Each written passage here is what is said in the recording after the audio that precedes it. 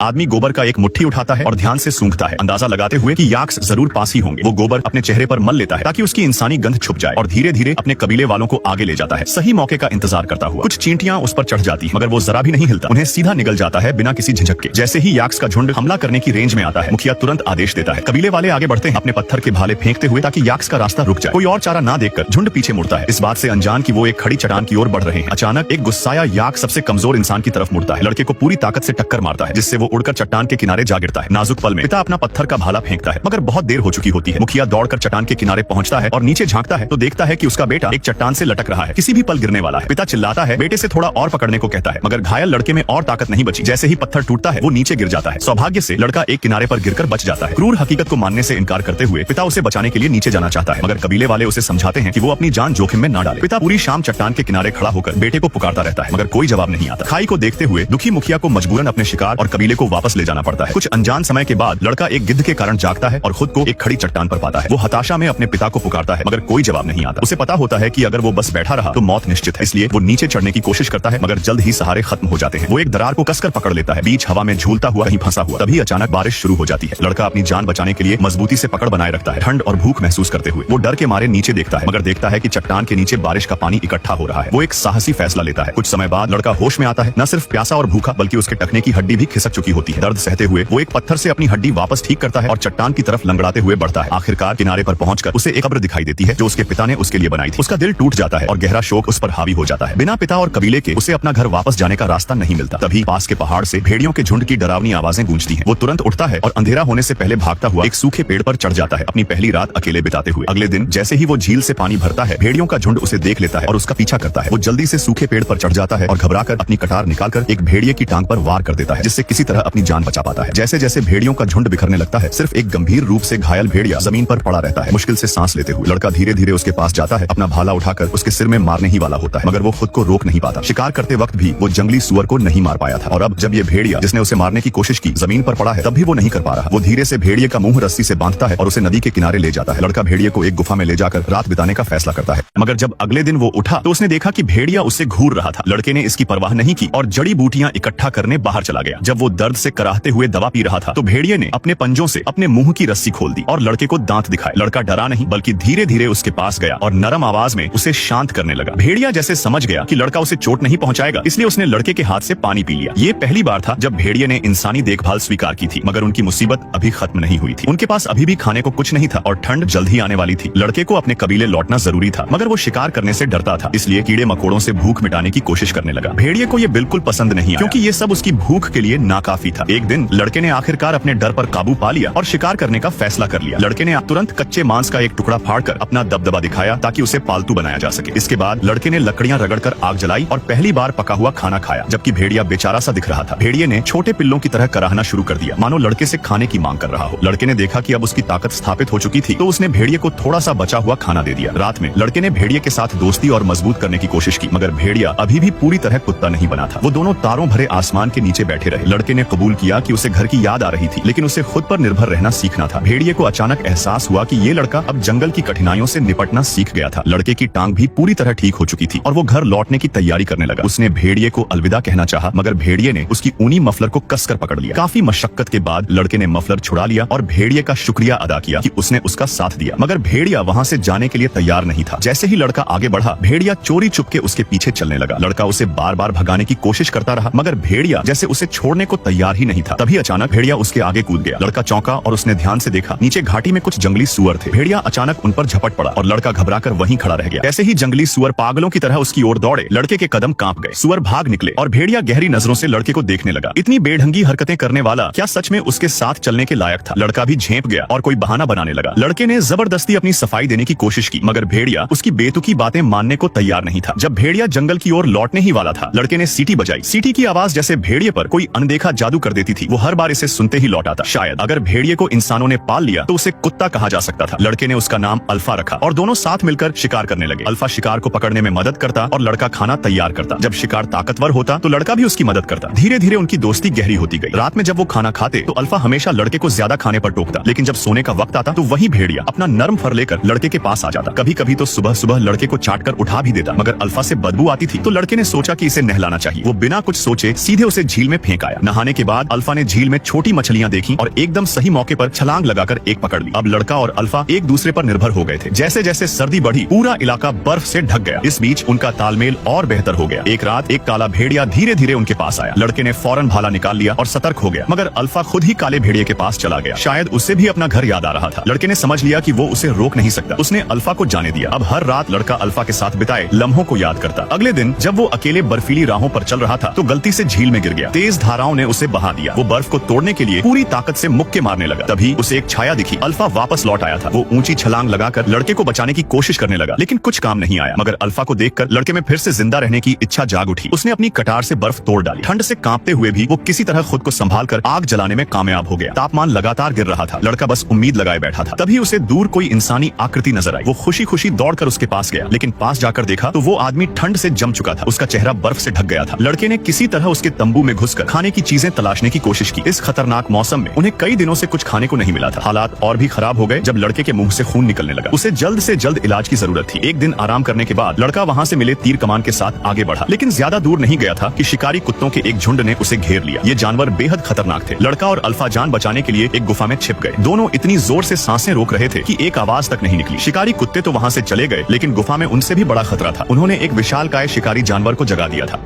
ये Saber tooth tiger शिकारी भेड़िया से भी ज्यादा खतरनाक था, लेकिन रास्ते में ही अल्फा उसे रोकने खड़ा हो गया। भले ही अल्फा उसके सामने टिक नहीं सकता था, फिर भी वो बार बार खड़ा होकर उसे रोकने की कोशिश करता रहा। आखिरी पल में उसने अपने तीर कमान को कसकर पकड़ लिया। खतरा टलने के बाद अल्फा भी बेहोश हो गया। उसने उसे पुकारा, लेकिन वो कोई प्रतिक्रिया नहीं दे रहा था। उसने अल्फा को बर्फीली हवाओं से बचाया और अल्फा भी उसके साथ चलता रहा। आखिरकार उसे रास्ते का एक छूटा हुआ निशान मिला, लेकिन उसकी चोटें भी और गंभीर हो गई। अब उनके पास बस एक दूसरे का सहारा था। रात को वो बर्फीली जमीन पर ही सो गए। जैसे जैसे ठंड बढ़ती गई अल्फा आखिरकार टेक नहीं सका और गिर पड़ा। उसकी हालत बहुत खराब थी और तुरंत इलाज का कोई साधन नहीं था। उसने उसे हिम्मत देने की कोशिश की, लेकिन अल्फा में अब कोई ताकत नहीं बची थी। तब उसने उसे अपनी बाहों में उठाया और चलना जारी रखा, लेकिन आखिरकार वो भी गिर पड़ा। बेहोशी में उसने अपने माता पिता का सपना देखा, जो उसका घर लौटने का इंतजार कर रहे थे। इस सपने ने उसे फिर से हिम्मत दी और वो अचानक जाग गया। उसने अल्फा को अपनी गोद में उठाया और आगे बढ़ता रहा। दिल में बसे उम्मीद ने उसे जीवित रखा, लेकिन अगर उन्हें जीवित रहना था तो सफर जारी रखना ही था। और आखिरकार उसने अपने कबीले को देख लिया। अल्फा अब ज्यादा देर तक टिक नहीं सकता था, लेकिन उसने अपने कदम बढ़ाए। जब वो गांव पहुंचा तो सबको यकीन ही नहीं हुआ। अल्फा जिंदा था, लेकिन गहरी चोटों के कारण कुछ कदम चलने के बाद फिर गिर पड़ा। उसने अपना हाथ बढ़ाया। उसके पिता ने भावुक होकर उसका चेहरा छुआ और उसकी माँ रोते हुए उसके पास आई। किसी ने नहीं सोचा था कि वो जिंदा लौटेगा। बेहोशी में भी उसने अल्फा की ओर इशारा किया और अपने पिता से उसे बचाने की विनती की। बिना अल्फा के साथ वो दुश्मनों से नहीं लड़ पाता। जब उसने होश में आया तो उसकी पहली नजर अल्फा पर पड़ी। वो शांति से पड़ा था, पूरी तरह ठीक नहीं हुआ था, लेकिन प्रधान पुजारी ने अल्फा के पेट पर हाथ रखा, जैसे कि वो कुछ महसूस कर रही हो। कुछ देर बाद अल्फा ने कई छोटे प्यारे भेड़िया जन्म दिए। लड़ाई के दौरान वो गर्भवती थी। उसने उसे प्यार से सहलाया और उसका आभार जताया कि उसने अपनी जान की बाजी लगाकर उसकी रक्षा की। कुछ ही समय में वो छोटे भेड़िए बड़े हो गए। वो कबीले में पले बढ़े और उसने हमेशा उनका साथ दिया। सालों बाद कबीले के शिकारी जब भी शिकार के लिए निकलते, उनके साथ हमेशा एक साथी होता, ये भेड़िए। इस वजह से उनका कबीला सबसे ताकतवर बन गया। समय के साथ इन भेड़ियों ने अलग अलग क्षमताएं विकसित कर ली। कुछ ने मालिकों के लिए भेड़ों की रखवाली शुरू की, कुछ ने शिकार में मदद की और कुछ ने बर्फीले इलाकों में स्लेज खींचे। अल्फा ही कुत्तों का सबसे पहला पूर्वज था और उसकी वफादारी पीढ़ी दर पीढ़ी आगे बढ़ती रही।